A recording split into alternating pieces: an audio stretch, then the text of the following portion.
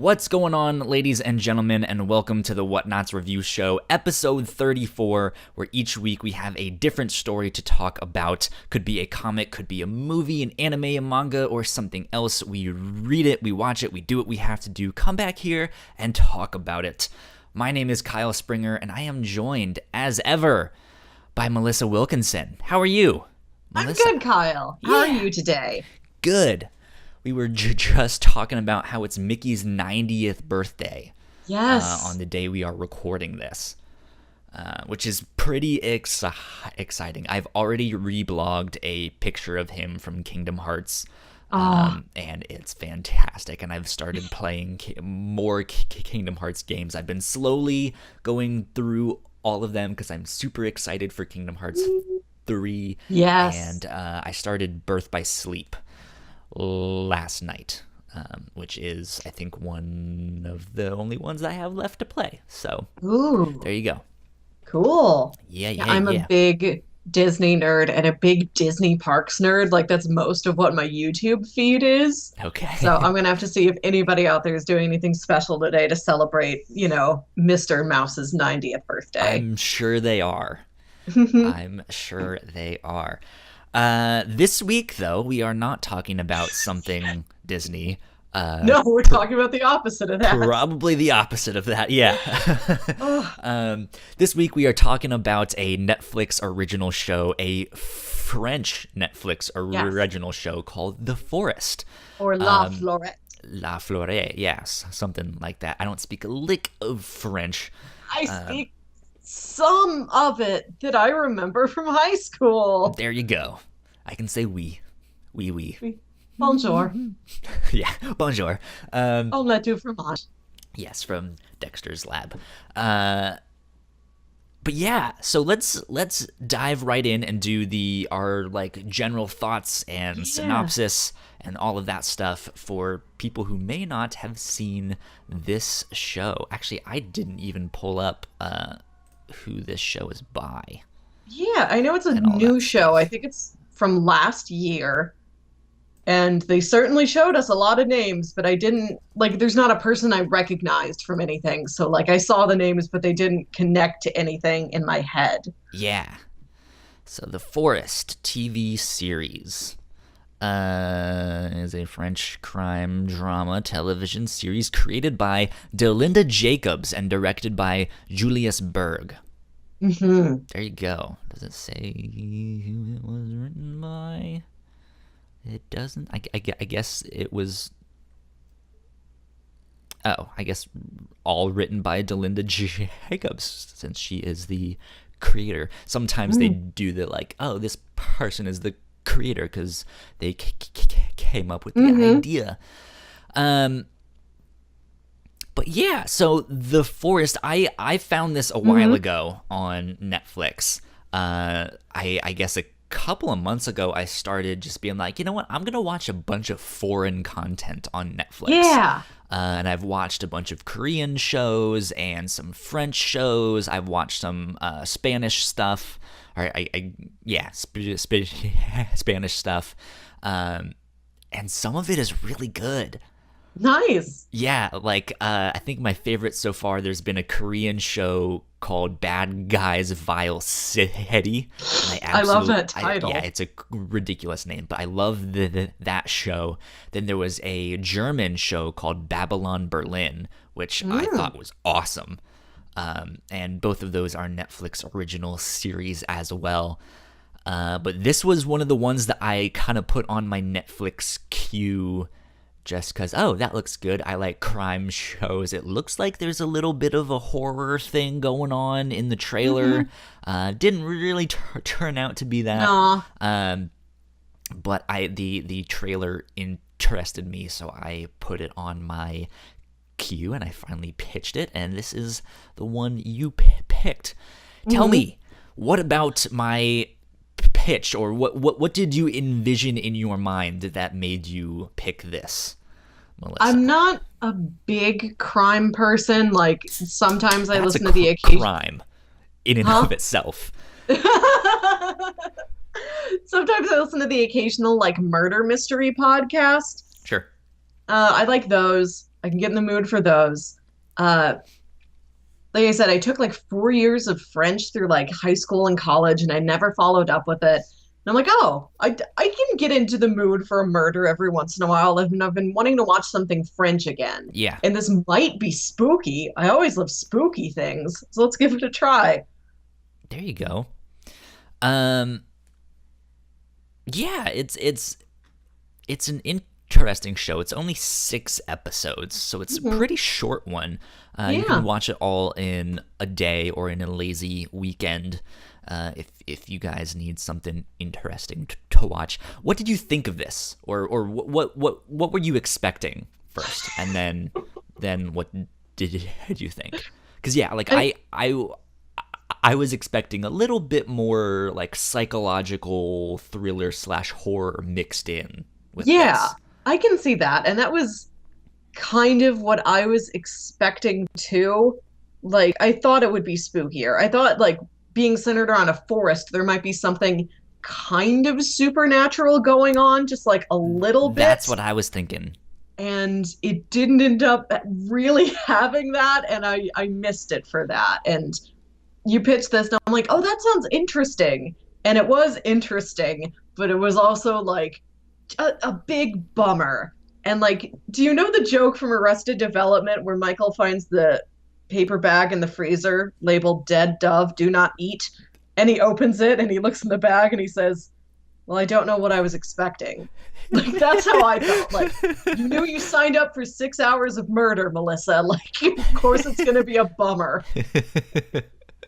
I mean, yeah, I'm kind of with you. I was honestly a little bit disappointed with the show, but I think Mhm. that's really in part, well, for the most part, maybe I expected too much of this show. Like Mhm. we said, we were expecting one thing and got something else. I do have another problem with this show that we'll get into once we get into spoilers and stuff like that. Mhm. But besides that, I actually thought the show was pretty good. Yeah, I think it's very competently done, which sounds like a put down, but like I think it executes what it wants to do very well. Yeah, And technically it's very good. There's a lot of wonderful performances in this, yeah. and it's shot beautifully, and I really like the music. Yeah, Hmm. yeah, the cinematography especially is Yeah, gorgeous. Um, I really enjoyed that. It's a little bit slow moving. There it aren't is. very many action scenes or like car chases or stuff like that. So it is Hmm. more of a traditional kind of crime investigation Yeah. show. Um, and I think they do an interesting thing where they kind of wrap it up at the end of the season, but it's something that if if Netflix wanted it to go on, they could just do Yeah. another case or explore some of these characters a little bit more, because there were some really interesting characters. Yeah. But we, since it's so short, we didn't necessarily get to dive in with them. They told the story that they set out to, and that was that. Synopsis. Do you want Oh, to help me out with a short synopsis here? yeah. There's a small French town on the edge of this big forest, and a teenage girl goes missing, and they find her body like 2 days later.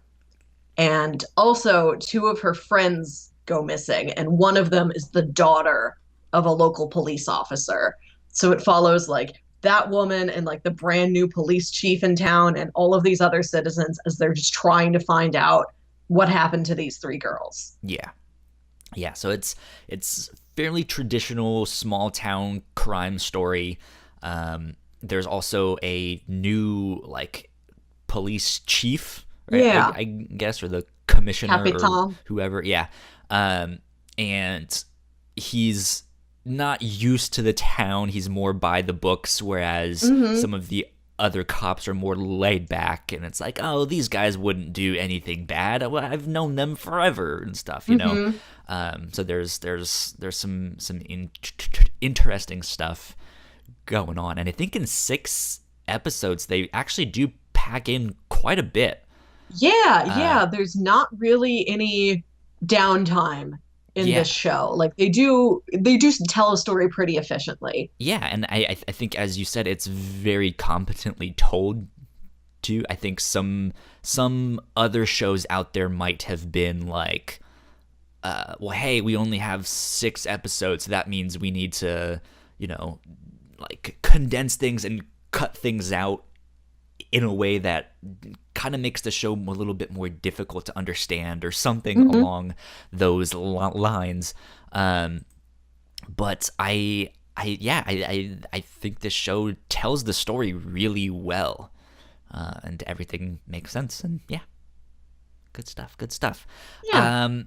We're about to get into spoiler territory, so if you have not seen the show, go pause this, do whatever you have to do, go watch it. It's on Netflix.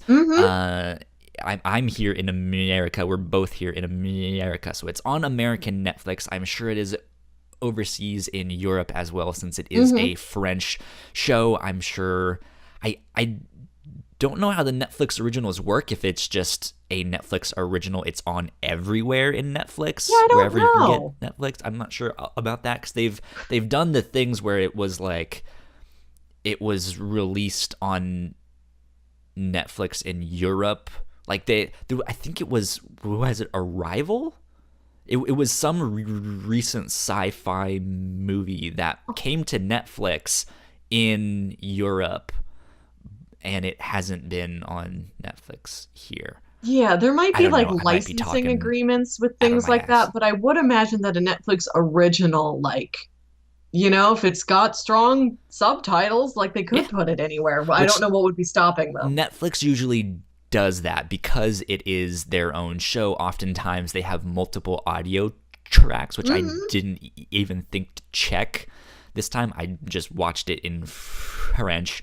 Yeah, I looked just because I went into that way when I was trying to find out like different subtitle options because I thought the white subtitles were too low contrast. This is a whole thing.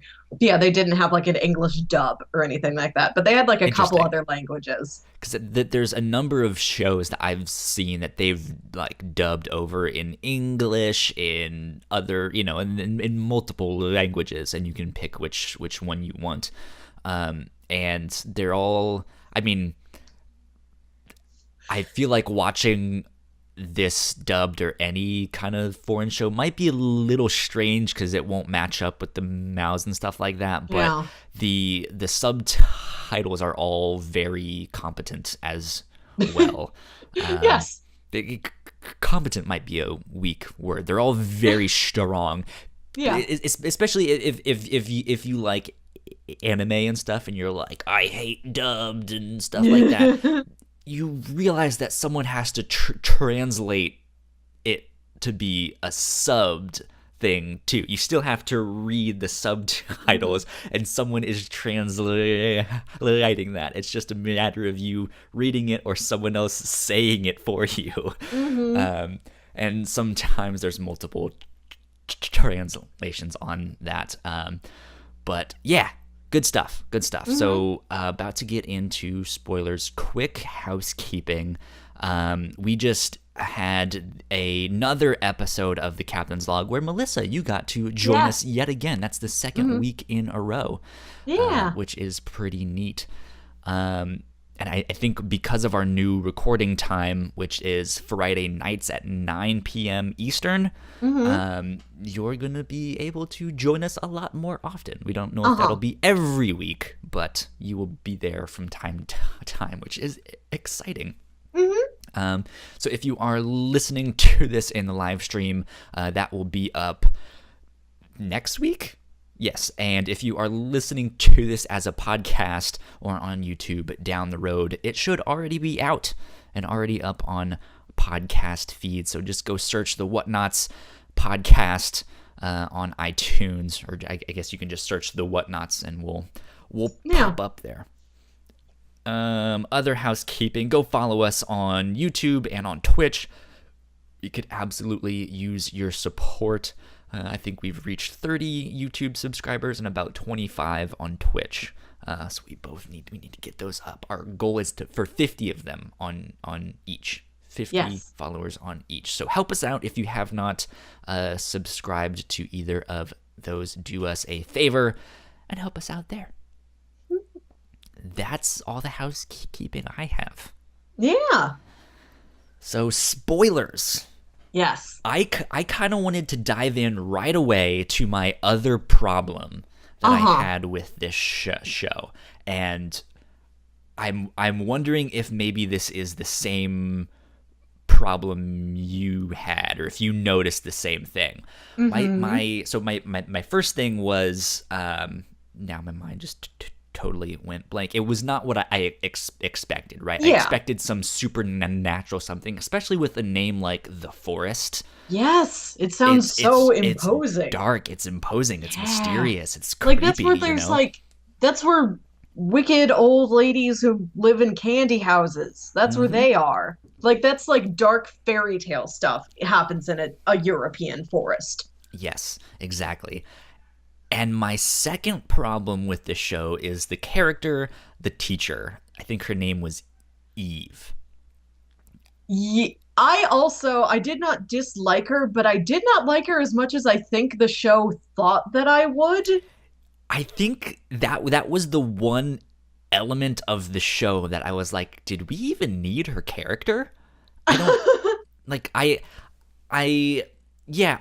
thought she was an interesting character, and I think that story by itself also would have been a fantastic television series. I would have loved 6 episodes on that. Because I guess her backstory is that she was found when she was a very young girl wandering out of the forest. No one knew where she came from, all that stuff. There was this local doctor that kind of picked her up and took her in and sort of adopted her, got her help and stuff like that. And she now calls him father and stuff like that. And so there's this mystery of like, who is she? Where is she from? She's from the forest. Like, ooh, that's strange. You know? And ultimately, she has nothing to do with the. I mean, she ties in loosely, but loosely enough that I felt like we didn't like. You could have done without her character entirely, and I think the show would have been the exact same thing. I agree with you that I think I would have rather seen her whole thing as its own show instead of included in just this like murder mystery and like kidnapping and like, you know, bad affairs and everything else that's happening in the rest of the town.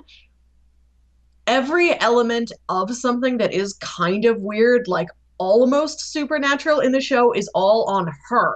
And I realized I would have much rather had it spread around. Like I didn't like give somebody else some of that too. Like I didn't like that it was all on one character. I think it would have been more interesting to give it to the entire town, to have like them also seeing like weird, like I just saw a wolf. Wolves don't live around here. Yeah, like that. I mean, when the wolf appeared, that was one of the first things that popped into my mind. It's like, oh, okay, she's seeing this wolf. Wait a minute. What if there is no wolf? You know, just like in the back of my mind, I'm again expecting some kind of supernatural something. It's like maybe there is no wolf, and I was right. There is technically no wolf. Like there's no wolves in that area supposedly. But that just leads to more questions. Like, is she hallucinating? Is that like the ghost of someone? Is that her mom? Like, was she raised by this wolf? You know, is she actually crazy? Because the whole town is kind of wondering, you know, hey, maybe this girl is a little bit off her rocker. You know, even though she's a teacher at the school. It's like, here we are trusting our kids with the crazy woman. We're a small enough town that it's like, well, we need everybody we can get. Like, you know, we don't entirely trust you, but you are still allowed to like have a job because we just need somebody to fill the job. But yeah, I mean that's the thing. I still liked her. I liked her as a character. I was interested in her story.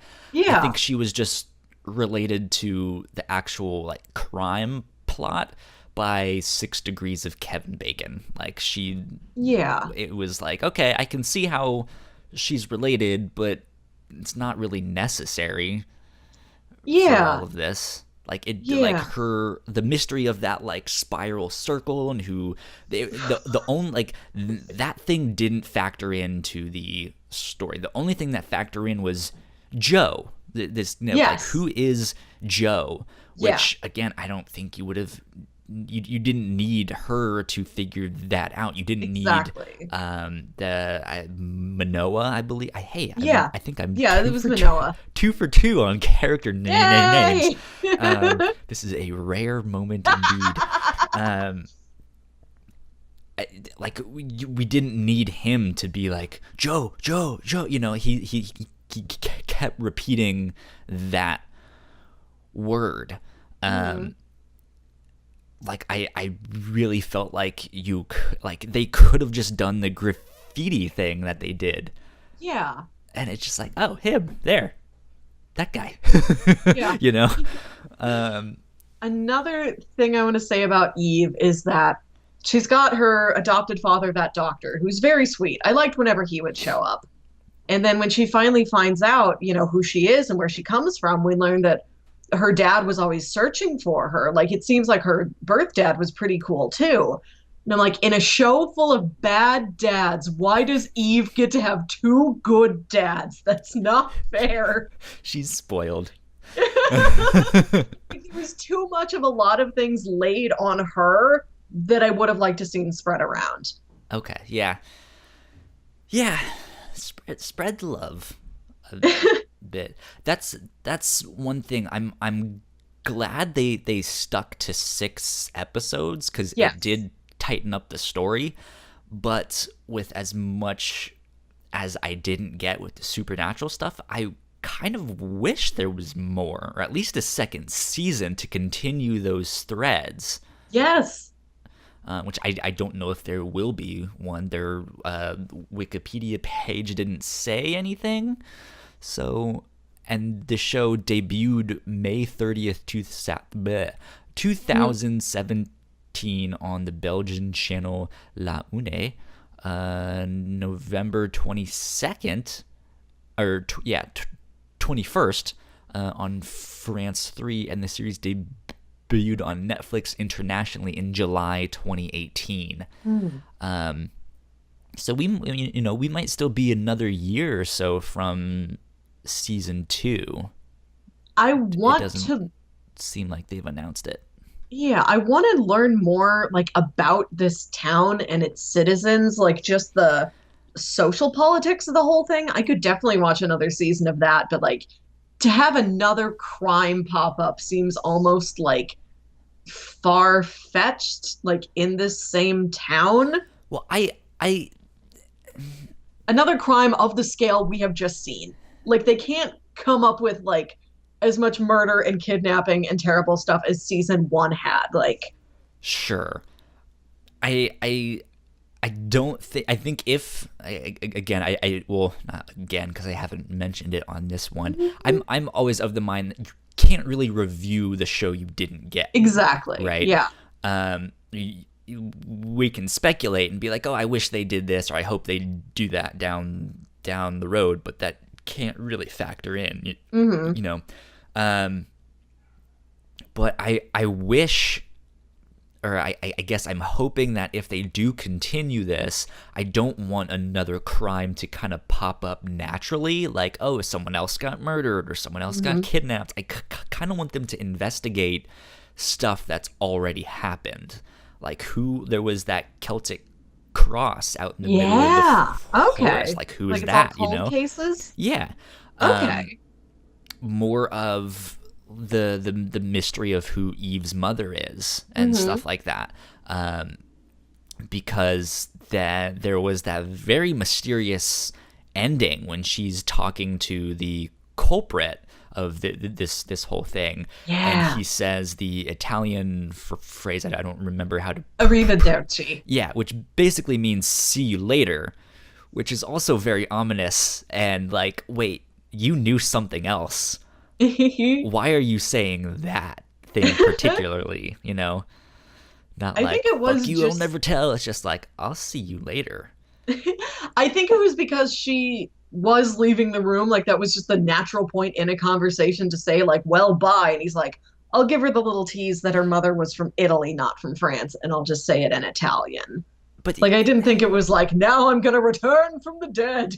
But which would be cool. I'd be yeah, down but for a like, ghost. yeah, like I agree with you. Like she was leaving, it was time to say goodbye, but even then, like, he could have just, like, why be so cryptic about it and just be like, Yeah. your mom was Italian.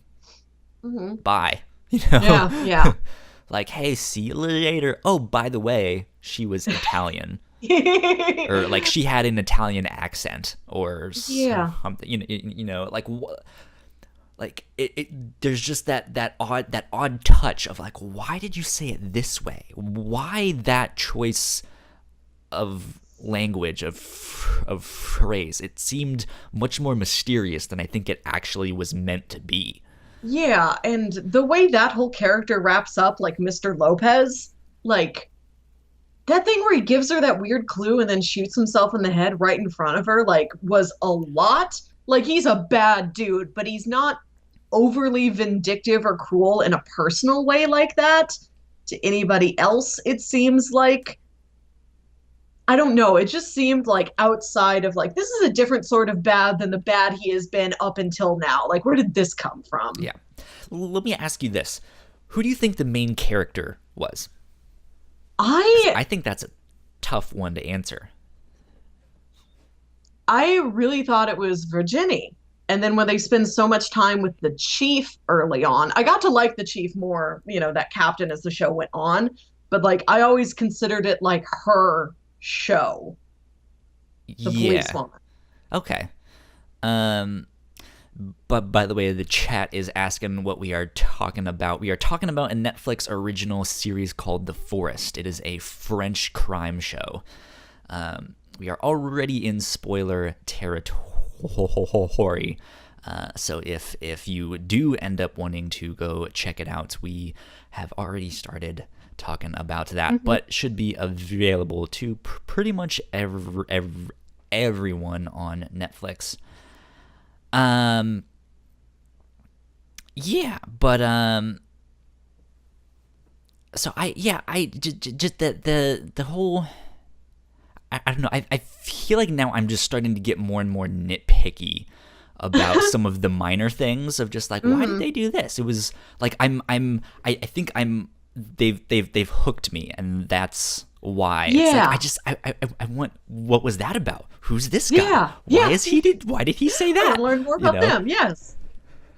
Yeah, there was so much packed into the show, and I loved how much depth there was to that entire town in like little ways, and like stuff would pay off later. Like during Jennifer's memorial service, when Mr. Lopez comes in and he sits down next to his ex-wife and she like moves away from him, like I figured that's what it was. That's just like, it was just another little piece of world building. Like, oh, among all the other drama in this town, like the principal just got divorced recently, and he still likes his ex-wife more than she likes him.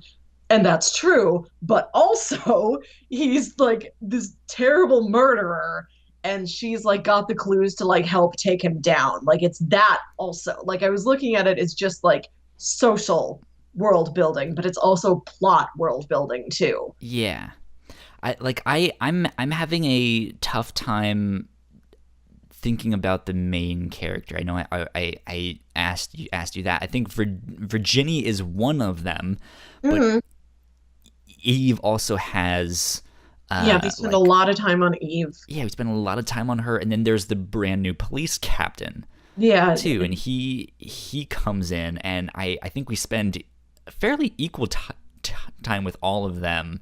I think so. But it like I think that was one of the things that made it tough to kind of dive into the town deeper, is that we didn't, like, there was no in character for us. Like, I feel like the in character should have been the new police captain, because he's the one that's experiencing this town basically for the first time, right? Like, he's fairly new. Like, the parents at the school don't even recognize him. They're like, oh, he must be the new guy. So I felt like if we had seen this more from his perspective, like, we could have kind of discovered the mysteries of this town better. If that makes sense. I mean, what do you think?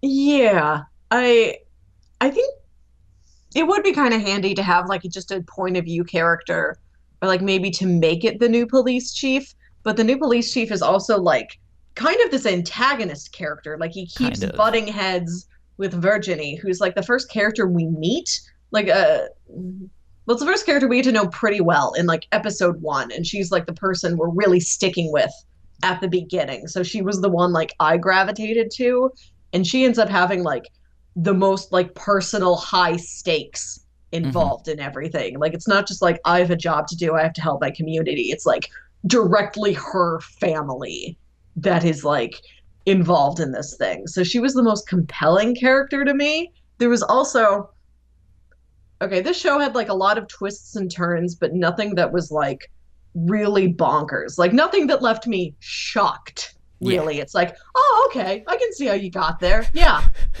I could see how there was another murder. I could see that. Like, everything felt kind of familiar. Like, I'm not a big crime drama person, but like this seemed like a combination of a lot of very classic things. Not that it was like really overdone or hackneyed or it's full of cliches or anything. Like, there's a difference between cliches and just like familiar traditional plot points. Yeah, I mean, things become cliches and stereotypes for a reason, not necessarily because they're true or stuff like that, but just because like it's often it's used a lot or it's seen a lot, you know. And yeah, like I felt like there was a lot of not, I mean, yeah, like stereotypical, but I hesitate to use that word. Exactly. It was all used and told very well. Yeah, like nobody's a real stock character. Like the the captain, whose name I keep forgetting, unfortunately. I've got most of everybody else's name, so I forget his.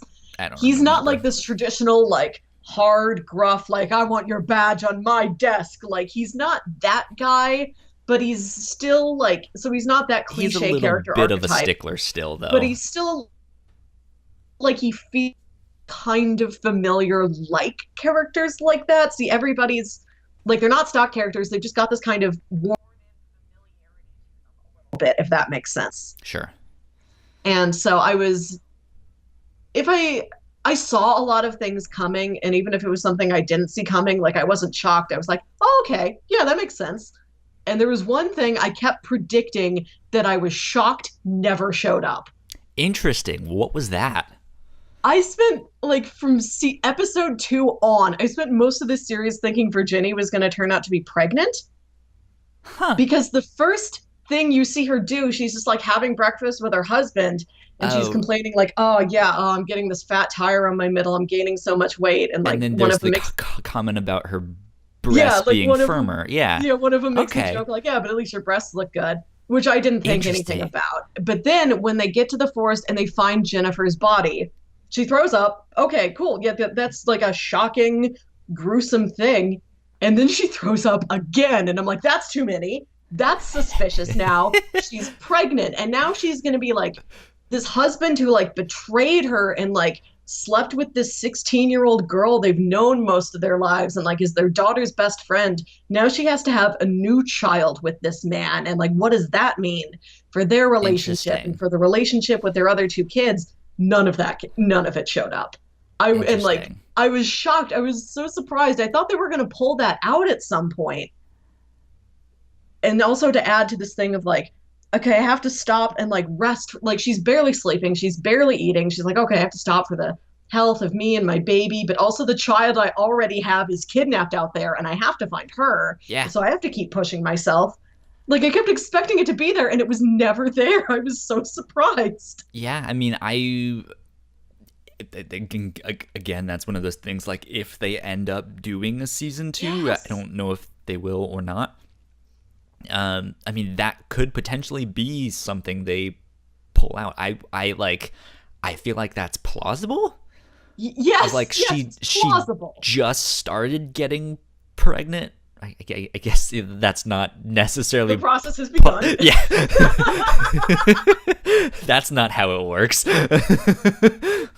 But yeah, like it was just never important for season 1, and now it's like, okay, now she's having to deal with the aftermath. She's already kicked this guy out. She's pregnant. Like that, there's that end scene where everything works out and they had that big old family hug, but still, what do you do knowing that he's a pedophile and that yeah. I also want to talk about the character of her husband. His name is Vincent. Sure. I was fascinated by that guy. Not so much the character, but like that actor's portrayal of that character is really good. Like, that's such an interesting performance because, like, there's characters you love and characters you love to hate. Sure. And Vincent was like a character you love to see be pathetic. Like, he was something so unique. He's such like this wimp, like meek, wet noodle of a man the entire time, and he's so sheepish and like he spends his time lying, and then once he decides not to lie anymore, he's pretty open about stuff. And but like when he makes the right choice, like when he like says to the, you know, like when he goes with the police chief, like, yep, I'm not going to fight this anymore. You need my DNA sample so you can tell I had sex with Jennifer. Like he gives in and he does it. And it's not like, oh, I appreciate that you were doing the correct thing, Vincent. That's the right thing to do. It's like, Vincent, you wimp. You're not even trying anymore. Like, I was fascinated by that guy, and I kept waiting to see, like, is he going to do something really crazy? I mean, he he's did. not.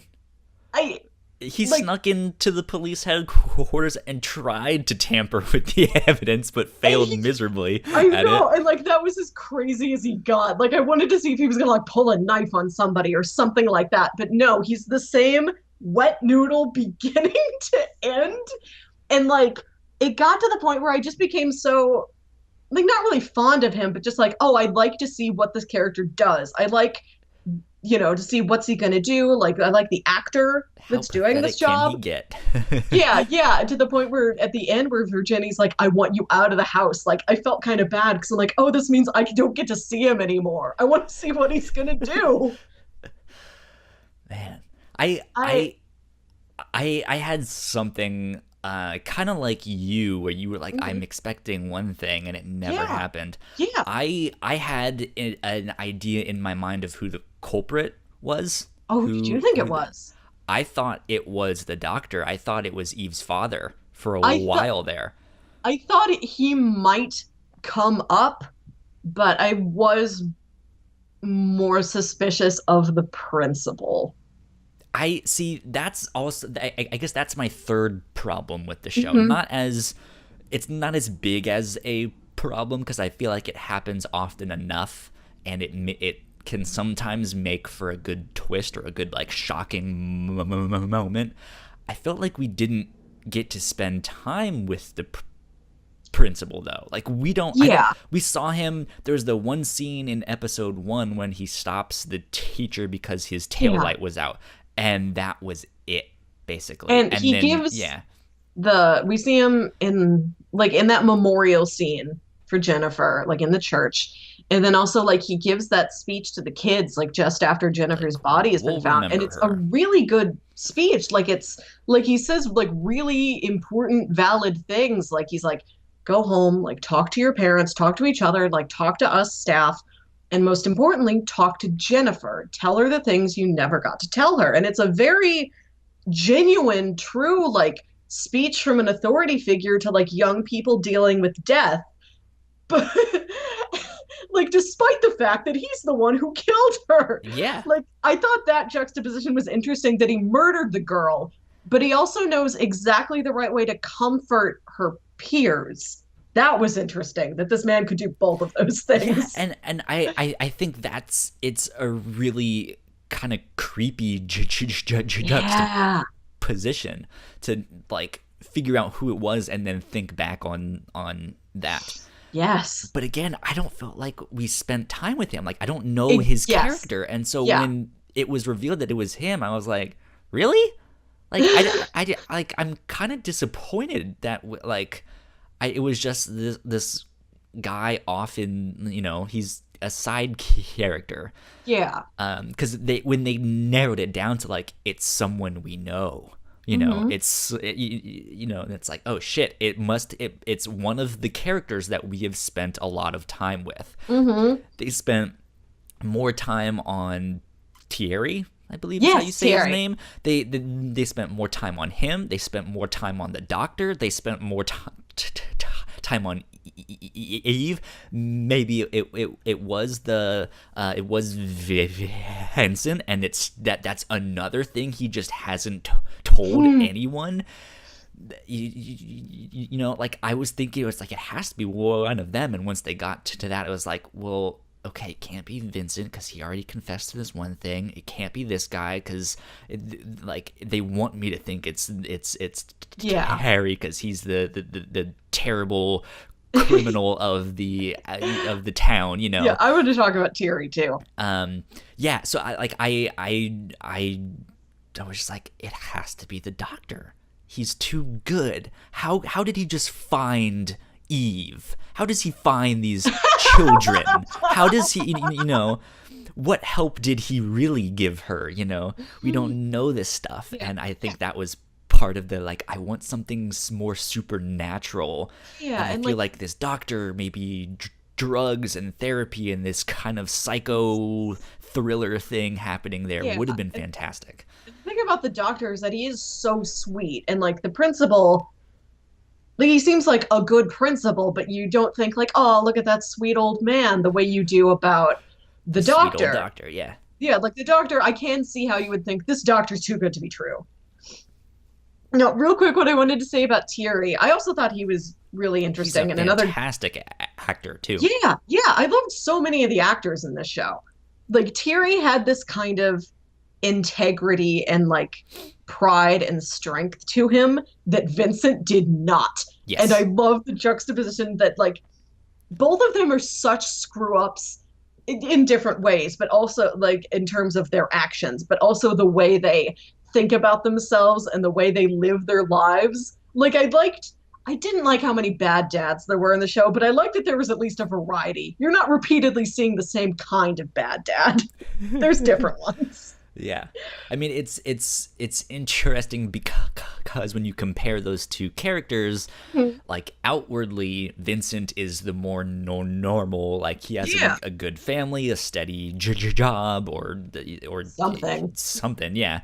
Yeah, like, there was another thing that bugged me. Like, he mentions, like, I have a meeting with a client, and I'm like, I don't know if I know what you do. I mean, it's not necessarily important to know that, but it's still one of those things. It's like, oh, okay, they have a steady family, whereas Thierry is more of the, like, single father. His daughter wants absolutely nothing to do with him because she thinks he's an alcoholic, good for nothing, and so it's this, like, outwardly he is the more pathetic character and not Vincent, but then once you get into their character, like, Thierry's doing all of this for his daughter so he can, like, give her a better life and so that she won't turn out like him. And he's trying, but he's not trying in the right ways, Yeah, like, Thierry is, like, moving forward, and Vincent is just, like, keeping up appearances. He's just kind of moving. Like, Thierry's trying to move up. Vincent is just trying to keep a status quo. Yeah. And, like, that's the difference between them. And, like, just briefly, what bugged me about why we didn't know what Vincent did is that this is such a small town. Whatever he does, he might be, like, the person that does it. Like how this town has, like, a doctor, he is pharmacist, the lawyer, or, like, the marketing person, Like, I was wondering, just, like, besides, like, his family and, like, the people his family knows, like, the parents, like, the kids his kids play with, the other parents at school. Hold on a sec. we went offline. I Oh. don't know why. Twitch is telling me we went offline, and that is not true. Ugh. Let's see here. That's weird. Now we're back. Okay. Continue. You might have to back up a bit and re-say the sentence you just said. Okay. So besides like the social impact of Vincent's actions, besides outside of his family, like the people his family knows, like their friends, the other parents at school, like is there professional fallout? Are there people who are like, Yeah. he was my lawyer, for instance, like, but I'm not going to have him finish putting my will together, but now who else am I going to get to do it for me? He was the Yeah. one we had. Like Yeah. the resources, like social resources, are so scant in this little town. Like if somebody's like, they're not just going to have another principal. Like that's going to be a struggle for that school, not just to say, oh, our old principal was a monster, but to be like, Yeah. I mean, it might be months before we can get any kind of new principal in here. even the cops constantly had to get help from Yeah. other districts. Like, oh, you guys are gonna have to send back up again. Yeah. And I Gonna have to do liked a that they manhunt were again.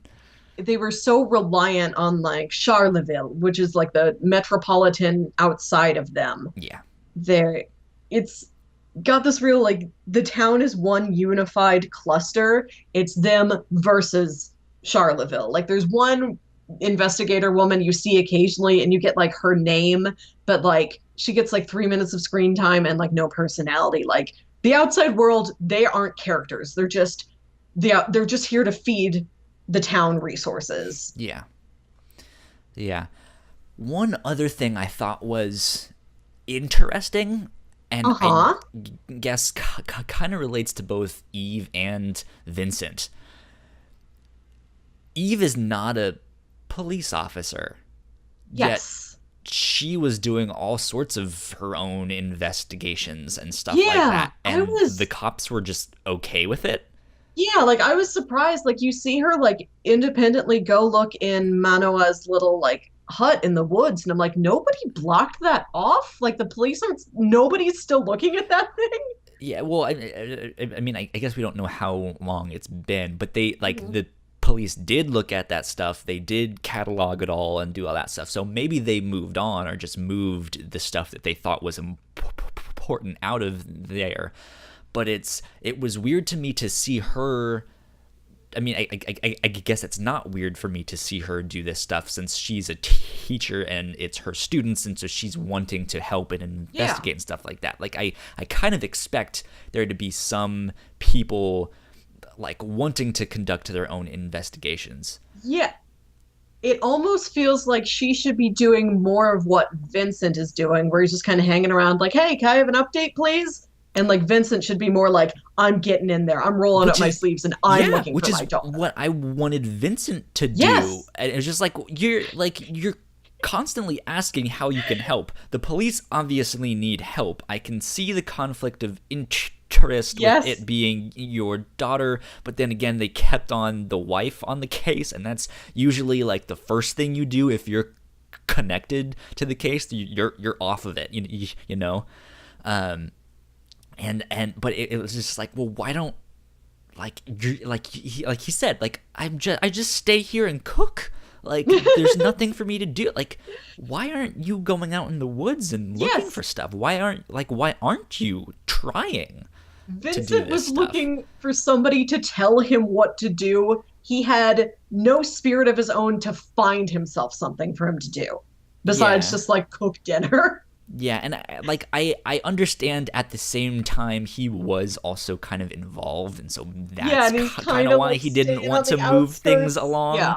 Yeah. But it's one of those things, like, despite him having this relationship with this minor, his daughter is missing. I mean, he does kind of realize, okay, I'm going to have to fess up to this mistake that I made in order to help find my daughter, and that's going to fuck me over, you know. Hmm. But it like I just I felt yeah, like I felt like he could have done something. Like, what are you waiting for? Like, just go do something. You know, like don't just stand there. Hmm. But Yeah, I don't know. that's what I was talking about before. Wet noodle. And I'm like, are you gonna do Do anything, Vincent? something. Come on, Vincent. Uh, let's I don't know. let's talk about the kids. We've exclusively The talked about the kids. adults.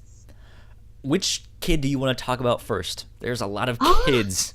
I don't know.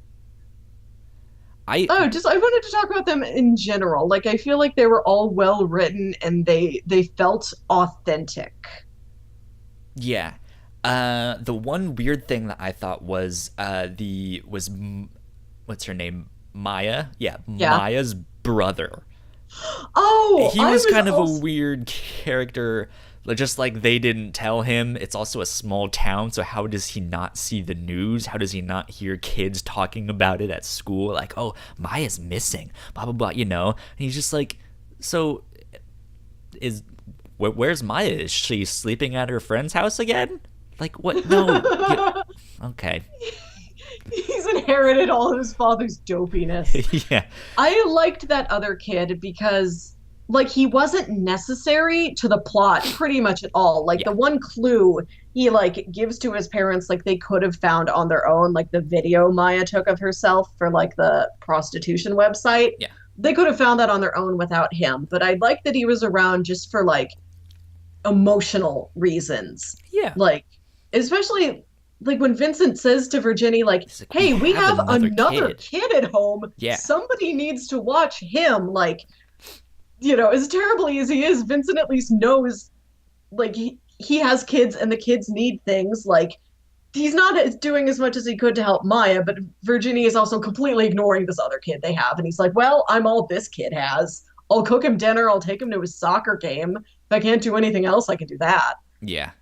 Yeah, I like that he was just not forgotten about. Like he could be so easy to forget, and that's kind of the point of the thing. Like Virginie kind of forgets he's there, but the story doesn't. The story will check in on that kid every like just enough. Like he's not there Yeah. more than he's needed, but I like that they included him in appropriate amounts just as this kind of like emotional set dressing. What did you think of Maya, and I guess her name is pronounced Ocean? Or Yeah, Ocean. yeah, Ah, which is a fucking sweet name. yes. Like I'm now gonna use that when I play RPGs or something. I'm gonna name my character Ocean. Dope as hell.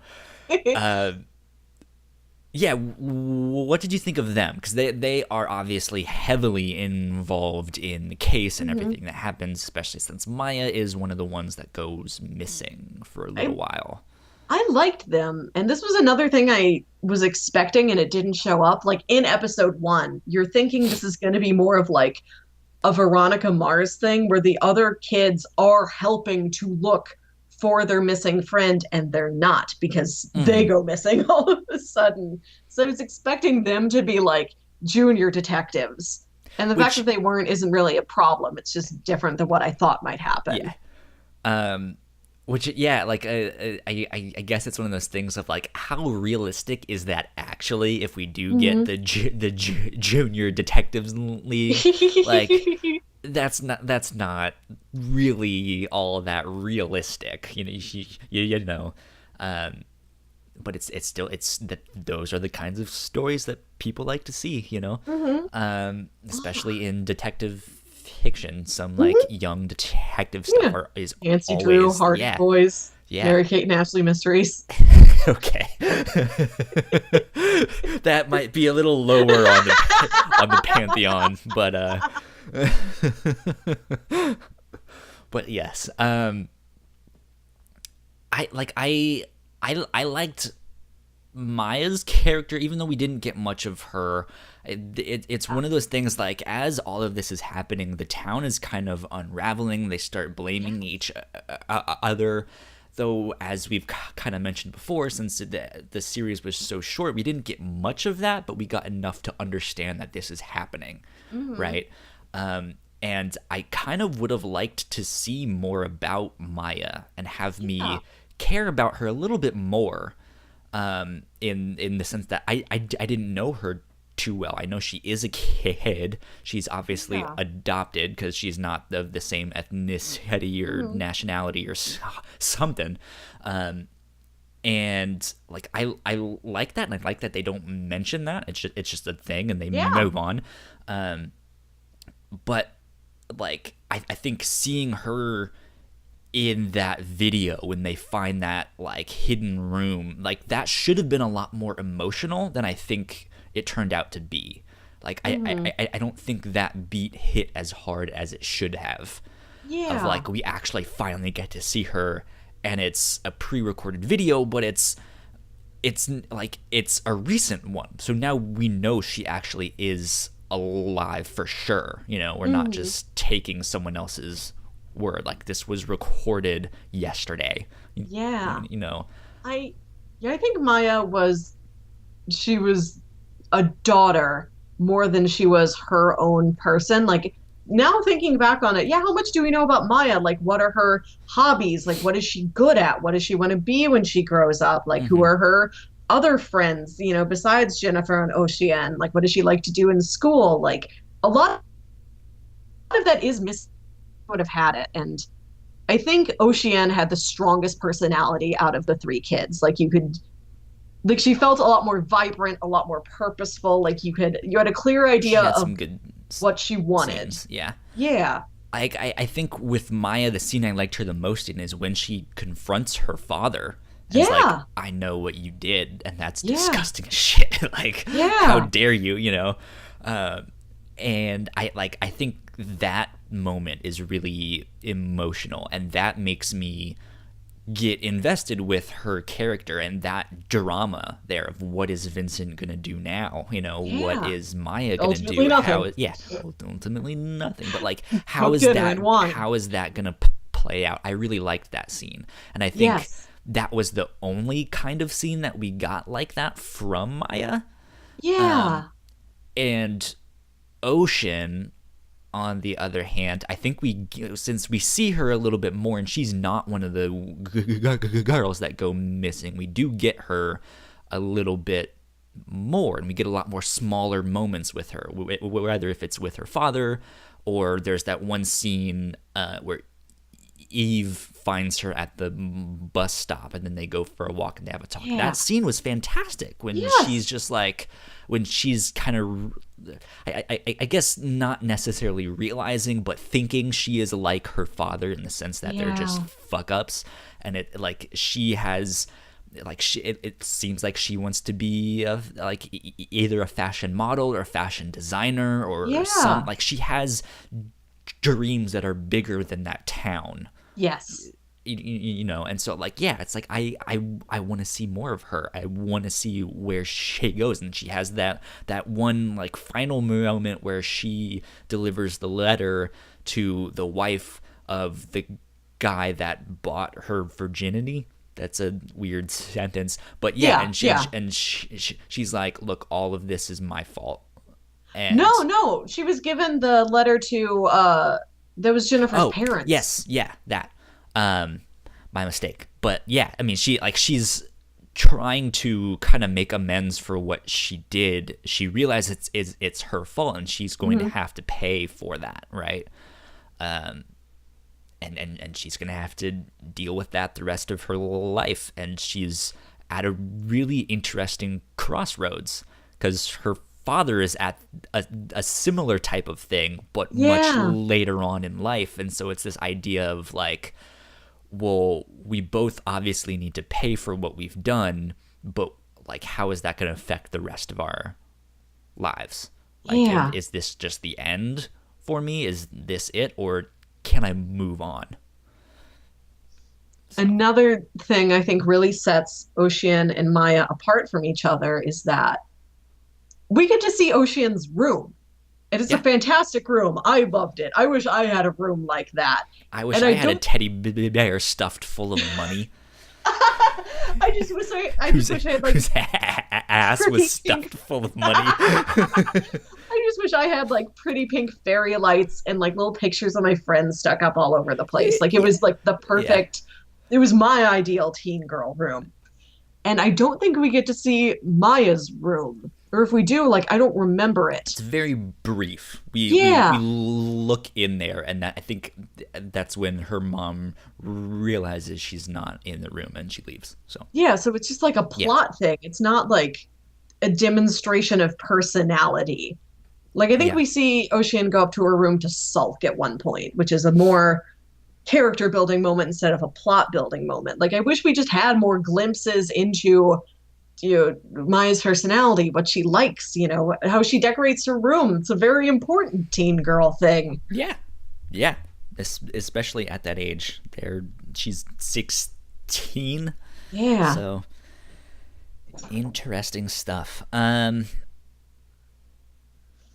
don't know. Is there anything else I wanted to talk about? We've mentioned Eve. I've mentioned the principal. Sounds like you have something you want to I just want to briefly, like, there were a lot of characters that I thought were interesting. Like, I was interested to see what Vincent would or would not do, for instance. Right. There were characters I was intrigued by, but the character I actually loved the most was that other cop who mostly sat at the desk, like Julian, the technology dude. Yeah, like the chubby guy with the mustache. I loved him. Like, I am always on the side of just like a schlubby guy trying his best. Yeah. I just want to give props to that guy. There you go. I think the last thing I wanted to mention, I said that I liked Thierry's actor. Yeah. I think there was another French crime show that I watched on Netflix. I don't know if it's a Netflix original, but if I'm not mistaken, that actor is the main actor in this other show, and the show is called Deep. It's 3 episodes. They're all about an hour long, and it's a black and white crime noir show, and it is like super nonstop. Like, nice. It's just no bullshit. We're just gonna say everything we need to say, show you the things we need to show you, and that's it. Nice. And so it moves super fast, but it's fantastic, and it's really intense. And he's this older cop detective who probably should be retiring. He's also hallucinating and stuff like that. So it's this race of like, hey, you shouldn't be working this case. We didn't actually let you work on this thing, but he's still going out and solving it. So that is also a show worth checking out on Netflix. I have a final thing to say about Vincent. It's kind of related. And I keep talking about this guy. Like, he's such a scumbag, and he's not that important. He doesn't do anything, but I'm fascinated by the way by just who he is. What a weird character. Like I said earlier, like, there aren't characters you love to see be pathetic like this guy. He's so almost comedic in just how, like, sheepish he is about everything, and how he, like, blank his face is at times. And he fumbles that, like, sneak into the police station, and like he can't get the box open, and he has to, like, crouch down behind the box, and he's like, I just came in and used the bathroom before I left. Bye. Like, he's such a dope to almost a comedic level. And so I wondered, I don't know any of these actors. Like, I don't know their stories. What if that is, like, some French comedian who this is his first attempt at getting into drama? And they're like, we want this guy to be kind of pathetic. Let's get that guy. Let's see what that guy can do. Because, like, it's a big impact on a story, like, sometimes an actor's previous roles and, like, your vision of that actor. And, like, I've always seen this person play this type of character. Now there's somebody else. And we're not familiar with that actor, though, so we can only speculate. So that being said, I was just gonna say you're right in the sense that sometimes an actor can get typecast. Yeah. John Krasinski, we all know him from The Office. Yeah. And he's this like sweet, funny, adorable jokester, but now he's trying to get out of that and be like the action guy, you know? And some people are okay with it, some are like, I don't know. But at the same time, I feel like comedic actors often can do drama very well. Yes, because they understand timing and like when lines actually need to be delivered and how, right? And the impact of that timing. So I mean, I'm not familiar with that character's other, or that actor's other roles. I mean, it just, I don't know. Vincent's a weird character. I just found myself inventing this like second meta level of storytelling, because I'm like, okay, is the guy playing the chief like, is he known for playing characters like this, or is he like a friendly sitcom dad? You know, is he just like, and like this is a dark turn for him. Like I'm trying to imagine what the meta level is of like, okay, what's like a French person seeing? Speaking of him, the new captain, we also don't get his backstory. Yeah, something happened to his wife. Yes, or between him and his wife, and we don't know what that is. We don't know if they're divorced, or if she's dead, or if she was murdered, or something. Who knows? Or if she got sick. Who knows? Like he kind of has this fondness for Eve, the two of them, and his daughter. He also has a teenage daughter. She sees it, and she kind of encourages it, like, you know, Dad, I'm not going to be here forever. I'm going to go away to college, and I don't want you to be alone. And she says, they're not all going to be like Mom. And I didn't know if that was a line like something bad happened with Mom. Or like, Mom was a terrible person. She was unreliable and did cocaine and who knows what, you know? Yeah, or even just like, even if she didn't do anything bad, maybe just something terrible befell her. Like she got like terminally ill, and he had to spend all these years caring for her, and she's just letting him know like, hey, that was like a 1 in a million thing. Like, you know, the next woman you find will be perfectly fine. Or if it's something like, Dad, I know you're not going to find a woman who was like Mom, so don't try and do that. Like, don't try and find some woman to be my new hero. That's okay. Just whoever you like is fine. Like, they're not all going to be like Mom is like a release of standards or something like that. Yeah. I don't know. Then, like, I don't know if that line was very strongly meant to indicate something and I didn't quite get it, or if it was meant to be that kind of purposefully vague of, you know, you could read into that past relationship so many different ways. And on one hand, that, like, not knowing a lot of these characters' backstories, or like starting to understand, like, oh, they're like, this character has some mystery about them. That's kind of what makes this show so interesting, and why I want, like, why it's worth watching. At the same time, they don't get into it, so it's, you know, it's kind of a letdown at the same time of just like, well, that's like, I want to know more about these characters. So again, that's something they could potentially explore if there is a second season of this, which again, we don't know if there will be or not. I would be intrigued to see it, because this town has been destroyed. Like, this wasn't a story that had an impact on like a handful of people or a couple families. It's like that entire town's foundation has been shook. And, you know, like, I imagine in a town that small, the high school principal's a pretty, you know, he's like a pillar of the community probably. And if that guy is, you know, very much taken down from that role, and there's this vacuum in the entire society, like, how do you go on from that? Yeah. Interesting stuff. They have some places they could go if there's a season 2, which is good. So, I think that's about all I have to say on this show. any final thoughts? It was good. Enjoyed it. There were a couple odd choices. Yeah. Yeah. That sums it up. Again, the cinematography is gorgeous. Yes. There's a lot of like aerial shots of them above the forest as it's super foggy and stuff like that, and it's beautiful. Yes. Yeah, it's a well done show. Like, it's very grim. Like, I think that was the strongest thing I didn't like about it, just in terms of my own personal taste. Like, it's Sure. a bummer.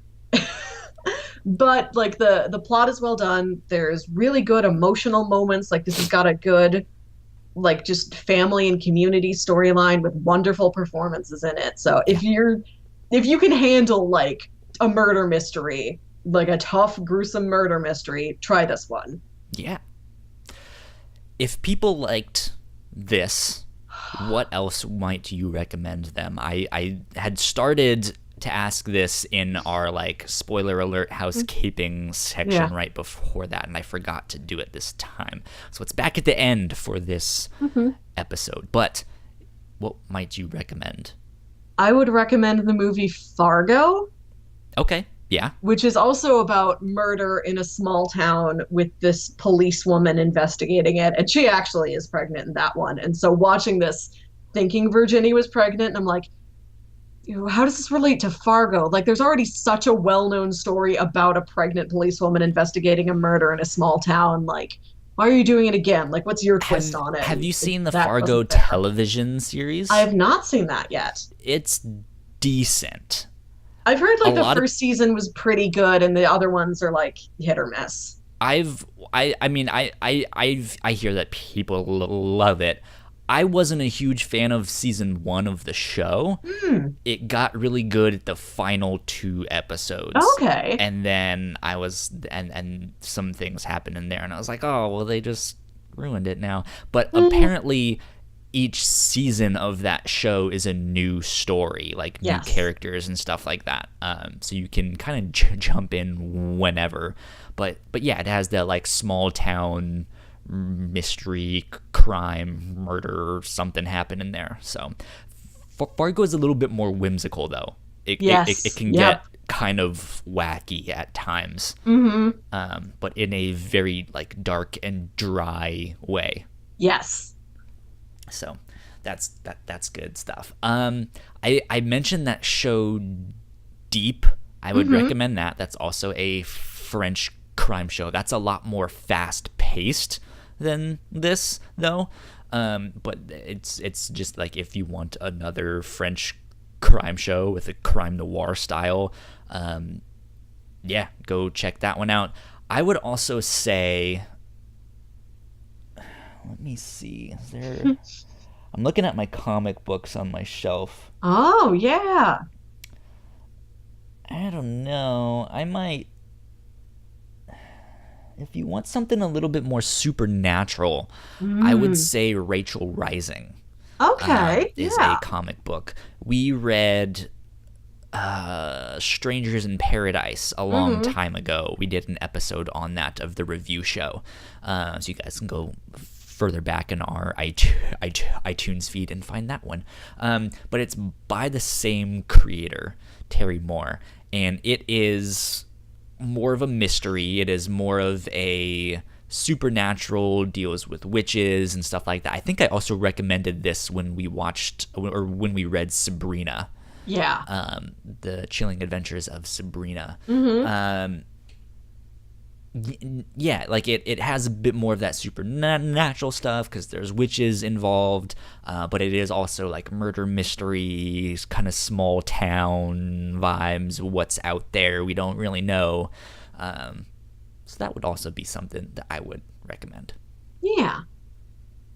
And if you want just forests in the supernatural, like you're like, I don't care about murder mystery, I just want spooky forest, you can go listen to Tanis. Yes. Yeah, go listen to Tanis as well. Let's see. I guess that wraps up our discussion on that.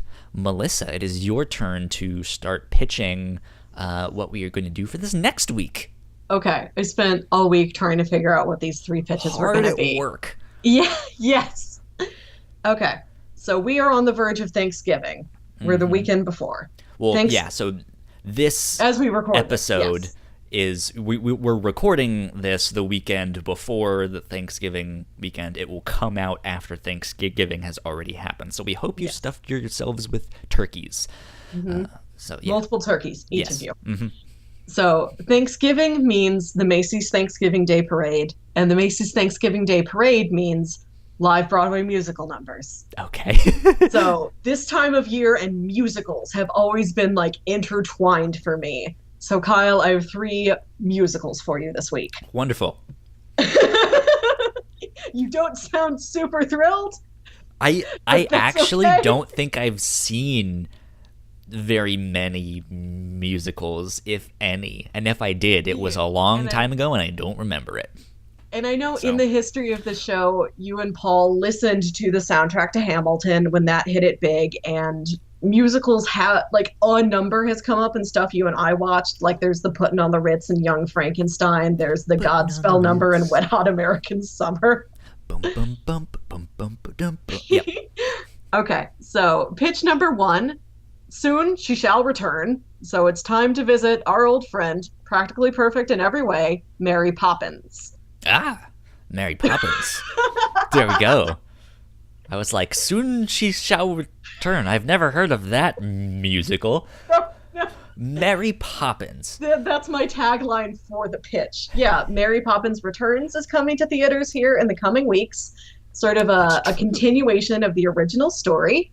This is a 1964 film from Walt Disney. It blends live action and some animation. They go into like this animated wonderland.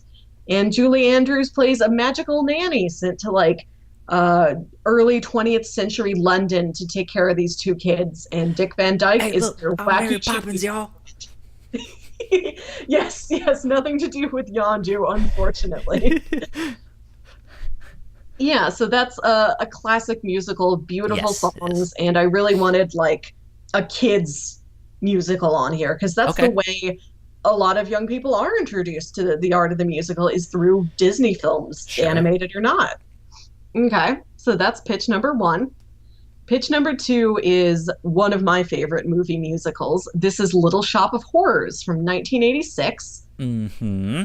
Remember a couple weeks ago when we watched An American Werewolf in London? I'm like, that's Yes. Frank Oz. And you're like, I don't know who Frank Oz is. Yes. He directed this movie. Okay. This stars Rick Moranis, Ellen Greene, who amazing.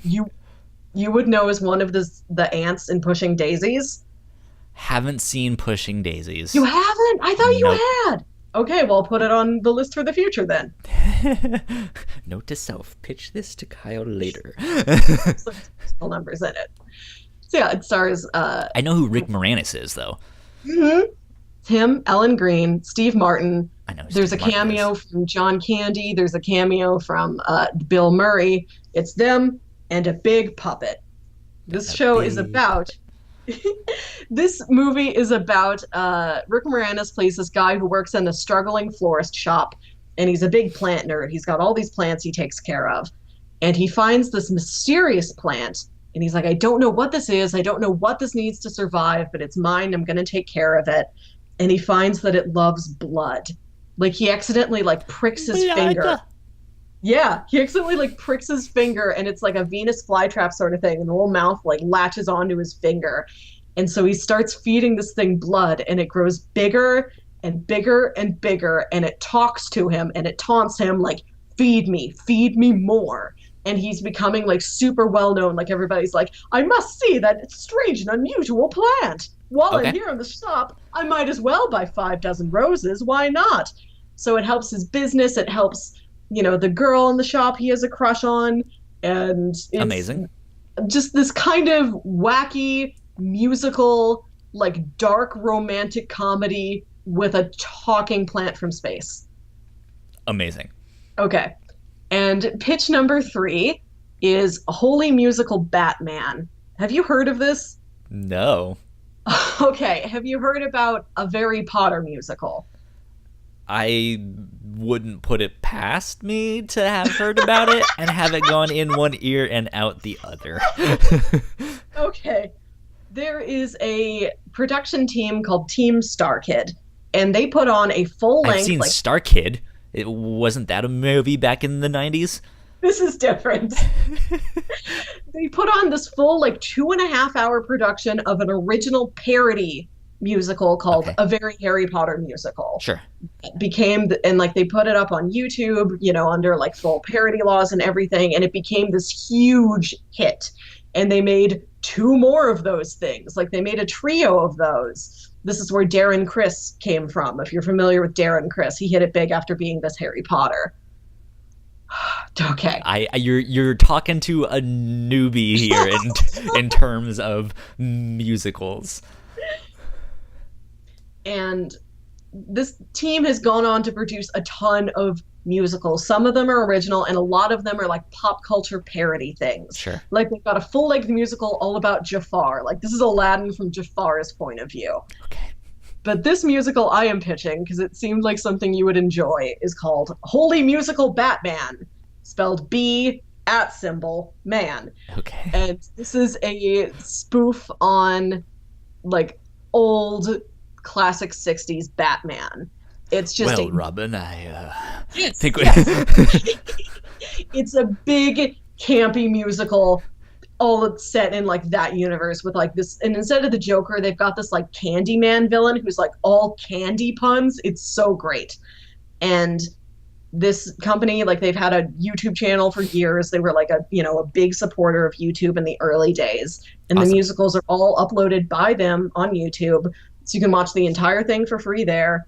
This show is from 2012, so it is early enough that it had to be broken up into a lot of separate videos. This is before you could just have a 3-hour video on YouTube. So Yeah. It's a lot of separate things. I'm sure someone has made a playlist of them all, and you can just there's a watch them playlist all. there for the channel. Yeah, and what this is they've got excellent production values. This is filmed great. This is, recorded great, the audio.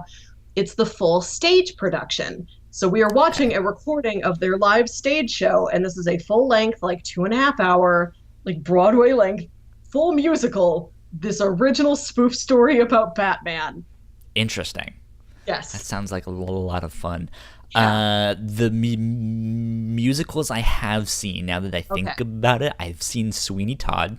Okay. I've seen the musical crossover episodes between Flash and Supergirl, since both Grant Gustin and Melissa Benoist, I don't know how to say her last name, were both cast members on Glee. So all the fans were like, wait, they can sing. They should do a musical episode, and so they did. And I've listened to the musical episode of The Bright Sessions, which is an audio drama podcast, and I believe that is all the musicals I have seen. Oh, Kyle. I've seen Mary Poppins too, so that one that counts we've too. Got Mary Poppins, which is a childhood family classic. We've got Little Shop of Horrors, which is more of a cult classic thing. And then we've got this new, independently produced, comedy musical, which is a big trend out there. So many independent little companies are producing their own, big, wacky, crazy musicals with still the same amount of, strong storytelling and songwriting as any other, more traditional professional thing you would find. Okay. So I wanted to give you kind of a variety this week. Sounds good. I think I'm going to go with Little Shop of Horrors. Okay. Because I've heard of that one, and I know it's classic. Oh, no, I just haven't seen it. Yes, you did freeze, by the way. You were getting a little robot-y there. Can you still hear me, though? I'm gonna take that as a no. Here's what we're gonna do, since it's already at the end of the show. I'm just gonna go ahead and wrap things up. So next week, what we are going to do is we are going to... am I back now? I can hear you. No, it's telling me my You're camera works. Can you see me now? I cannot see you at the moment. Why? Why? But I can hear you. So while I have you here, Melissa, where can they Yes. find you on the interwebs? You can find me on Twitter and Instagram at WilkyWit. That's WilkyWit. There you go. You guys can find me on the internets, on Twitter and Instagram at Yo Kyle Springer. If you guys want updates for this podcast as well as our other ones, you can follow us on Twitter at the Whatnauts. And if you guys enjoyed this show or any of our other podcasts, you can support us on Patreon at patreon.com/the Whatnauts. And maybe if you give us a little bit more money, stuff like Melissa dropping out of the Skype call won't happen as often. We guys could absolutely use your help, so take all of your life savings and transfer it to us. That would be amazing. That being said, next week is A Little Shop of Horrors. This has been episode 34 of the Whatnauts Review Show. We will see you guys next week. Adios, guys.